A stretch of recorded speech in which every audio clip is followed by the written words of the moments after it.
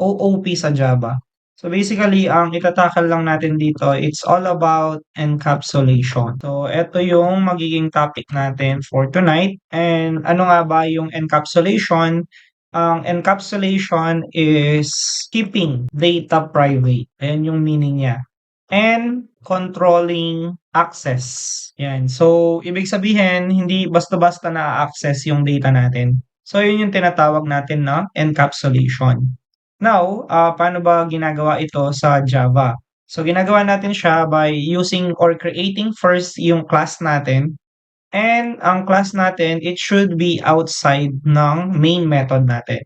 So, dito sa taas ng public class main natin, we will be creating yung class natin and we will call out yung name ng class natin student and magkakaroon siya ng opening and closing parentheses. And now, since we do have yung class natin na student, ang gagawin natin is i-apply natin yung tinatawag natin na encapsulation. So, paano ba siya i-apply? So, ma-apply natin siya by using yung access modifier natin na private. So, meron tayong iba't ibang klase na tinatawag na access modifier. Isa na yung private, public, and protected.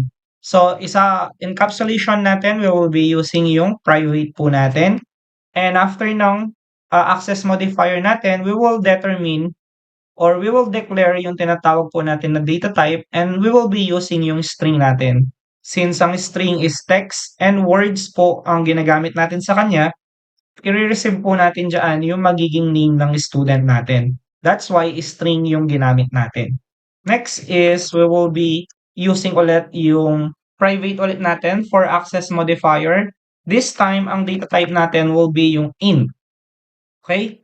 And now, since int yan, ibig sabihin integer, so ang i-receive natin dito will be yung age natin. So, in this example natin na tutorial sa OOP, dalawang variable lang yung gagamitin natin or dalawang information lang yung gagamitin natin for our tutorial. Now, after natin iset yung private natin or encapsulated variable, magde-declare naman tayo dito ng setter. So, along with our OOP, so meron tayong tinatawag na setter and getter.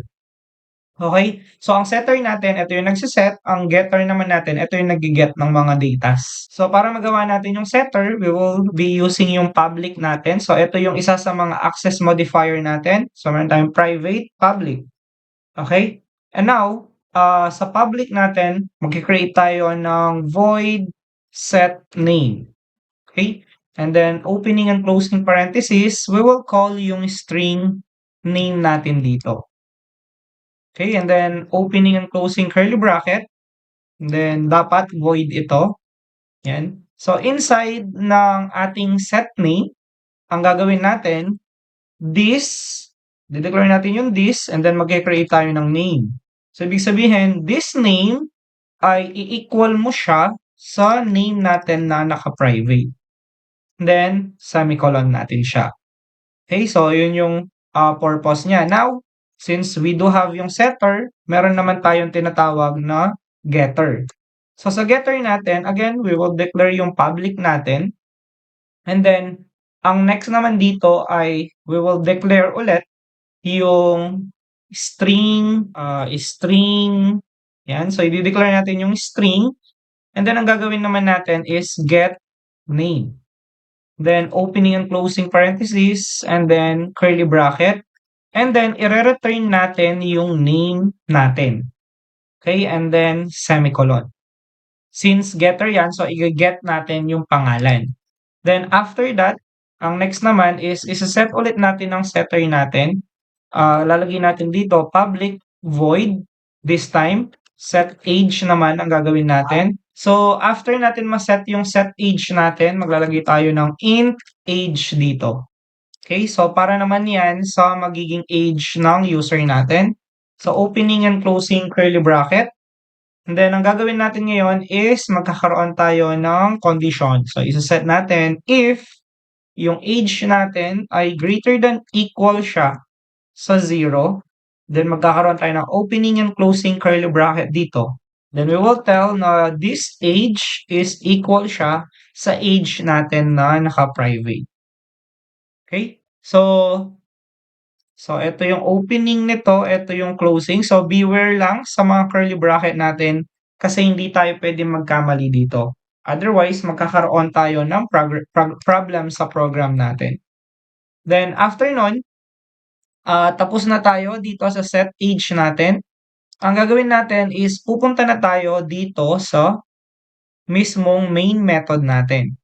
So, setter, oh, sorry, na-miss ko yung getter ng age natin. So, walang kukuha pala sa age. So, ang gagawin natin, i-declare natin yung public and then int and then set natin yung get age natin, opening and closing, curly bracket, and then return natin yung age ng student natin.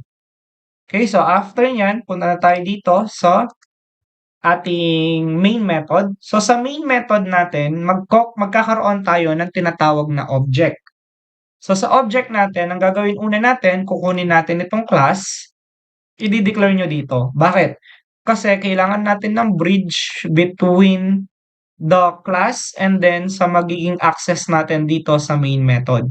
So ang gagawin natin, kukunin natin si class student, maglalagay tayo ng student dito.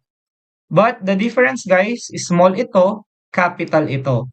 So ito yung class natin and ito naman yung magiging object natin. So yung object natin, ang mangyayari is siya yung magbi-bridge sa mga datas natin. So equal lang natin siya sa new student, and then opening and closing parenthesis and semicolon. Then ang gagawin natin, set natin yung student dot set name. Ayan. So sa set name natin, magkakaroon lang tayo ng opening and closing curly bracket dito. Let's say for example, yung name ng magiging student natin will be Dean. Then below niyan, tatawagin ulit natin yung student object natin dot.